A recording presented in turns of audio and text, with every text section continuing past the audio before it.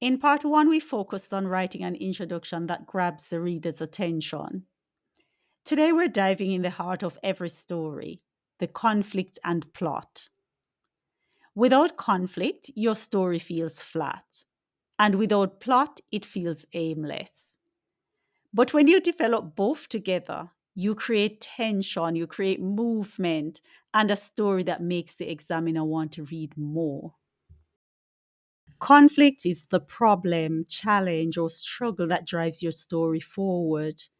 It's what makes readers care about what happens next. Your conflict doesn't need to be earth shattering, it just needs to feel real and engaging. Conflict can be internal. For example, a character struggling with fear, guilt, or a tough decision. Should I tell the truth and risk punishment? There can also be external conflict. For example, a struggle with someone or something outside the character. The hurricane tore the roof off as we huddled inside. Let's look at how you can build your plot around your conflict. I want you to think of your plot as an arc. It has three key parts you should always aim for. At the base of the arc, we have the rising action. This is where the problem is introduced and tension builds. The power went out, and suddenly footsteps echoed in the hallway. The climax is the most intense, dramatic moment where the conflict peaks. I swung the door open, only to come face to face with the intruder. Finally, the resolution is where the problem is solved or explained, leaving the reader satisfied. It was my brother playing a prank. My heart still raced, but relief washed over me. Here are some quick tips for keeping your conflict sharp and your plot strong. Number one, keep it simple. One main conflict is enough for 400 to 450 words, which is CSEC requirement. Number two, make it believable. Situations should feel realistic to your setting and your characters. Number three, build suspense. Drop hints, create obstacles, and keep the reader guessing. Four, show emotions. Fear, excitement, relief. Let us feel what the characters feel. And number five, end with impact. A twist, a lesson learned, or a satisfying closure. Let's work through an example of a story arc using the prompt from our first video. The power went out just as dot dot dot. For our rising action, we could introduce the problem with the power went out just as I reached the top of the stairs. Then we could continue to build tension by adding a creak echoed behind me. My phone battery went dead. For the climax, how about the doorknob twisted slowly, though I hadn't touched it? Now that we've reached the peak, we need to diffuse the situation. It needs to be resolved. With a laugh, my cousin popped out holding a candle. Scared? She teased. I could finally breathe again. Can you see how it builds tension, peaks with suspense, then is resolved in a clear way? That's exactly what examiners are looking for. Now it's your turn. Your challenge is to write a 4 to 5 sentence story arc using this prompt. The scream echoed through the empty classroom. So pause the video and give it a try. See if you can create rising action, a climax, and a resolution.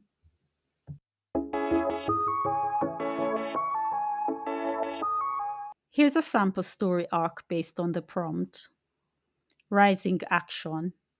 The scream echoed through the empty classroom, sending chills racing down my spine.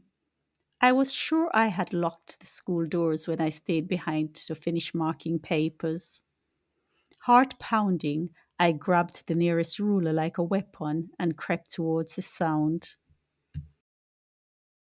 Climax. The door of the storeroom burst open and a shadow stumbled out. I froze, ready to swing, when a pair of wide eyes met mine. Please, a trembling voice whispered, don't call the police. Resolution. It was Kevin, one of my students, hiding after running away from home. Relief and pity washed over me at once. That night, I realized the scream wasn't one of fear, it was a desperate cry for help. If you're thinking that this will not give you your 400 to 450 words, you are right. This is just a skeleton of the story, which you can expand in a number of ways. For example, you could pad this out by adding sensory details or by including character thoughts, describing settings, showing actions in details, or adding dialogue. We will end with an example of the expanded version. If you need any extra help, guys, you may wish to join one of my CSEC English classes. I will leave the link below.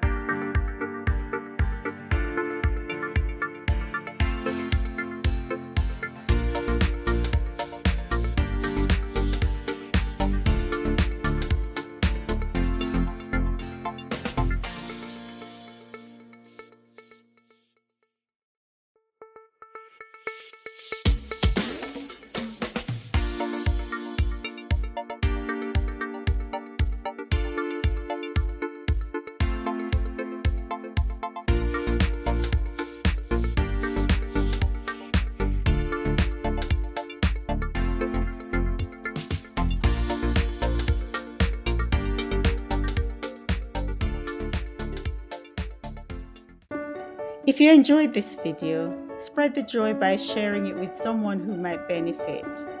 And don't forget to like and subscribe.